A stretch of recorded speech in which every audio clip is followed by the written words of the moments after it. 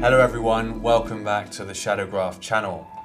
In today's episode, we're breaking down our film that we published called Ukraine Dreams, and we're going to talk about the correct language that you might want to use in a film to get across the politics well. For this Ukrainian film, we chose the language of dreams. И ты падаешь вниз спиной и постоянно просыпаешься. И я помню это ощущение, насколько это было страшно и одновременно красиво. Now this unique language, the subconscious, it scratches under the surface of what you might see in reality. For me, it's still reality because the dream world is part of our existence of every day. It opens up a whole world of people describing colours, shapes, smells, places they've been to, nightmares, insecurity. We wanted to interweave this with the politics. How might you find a simple question or a theme that suits the politics of the story you're trying to tell? So we started filming this in, I think the first proper episode was in DC, in Washington, when Trump was inaugurated. The American dream is about to be reborn. You had this politics of conflict, this divide between the Trump supporters who were coming on the train to support, and then the many people who were against. So the trains were in an amazing state.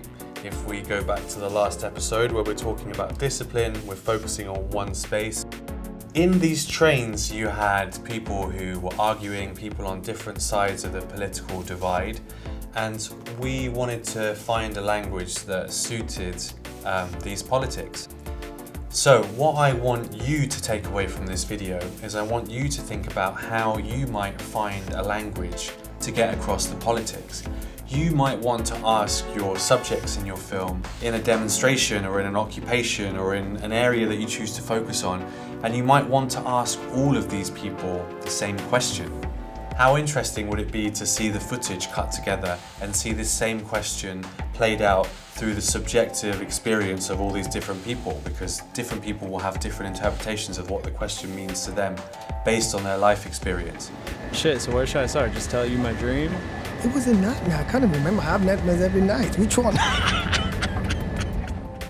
So by knowing some of these things before you start filming your project, so essentially this is like pre-production to the film you're going to be making, you're starting to hone in and focus in on what idea you might be trying to express. Now, film language can also mean a style of filmmaking, such as observational, and here is an example from one of my recent documentaries, Threads of a Revolution in Syria.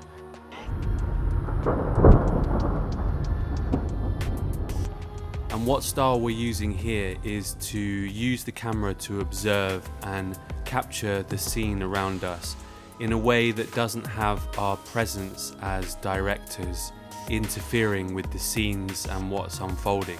So it's almost as if the camera is not there. So language can mean film styles, and it can also mean the language in which you're asking people questions. What might be the question that you ask your subjects? What might be the style that you choose to film your film in? Are you going to be merging styles together?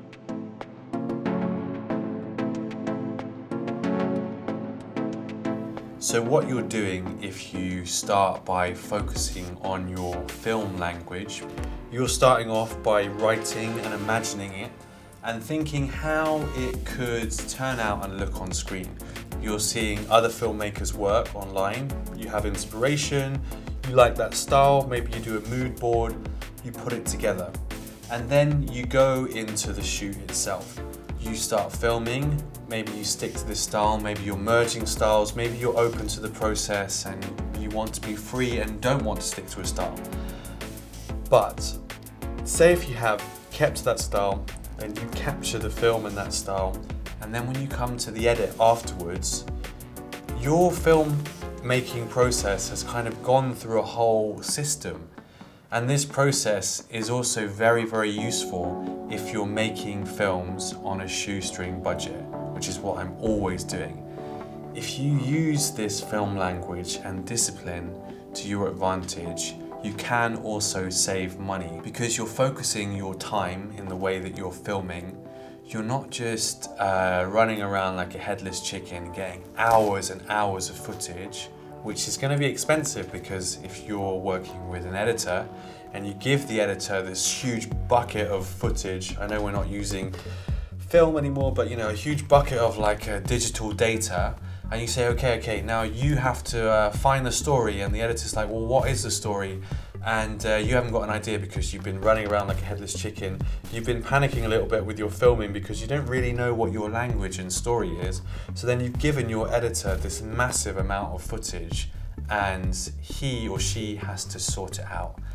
And that is not an easy job, and that can be an expensive job. When you have a bit more experience with filmmaking, you do use film language to your advantage, and you use discipline to your advantage to hone in on what your story is. You believe in yourself, you believe in the filmmaking process, and you just chill. Think about your questions and the language you want to use as a director when you're asking people questions in your film. Think about the language you're going to use cinematically, the style of filmmaking, and try and get all of these things or have an idea about it before you start filming. So it's pre-production, it's planning, and then when you go into the filmmaking process itself, the actual process of filming, you will have some kind of focus of what your film is going to be. Thanks for tuning in. I hope you found this how-to video useful. See you next time. And feel free to leave comments under this video about what styles of filmmaking you're into.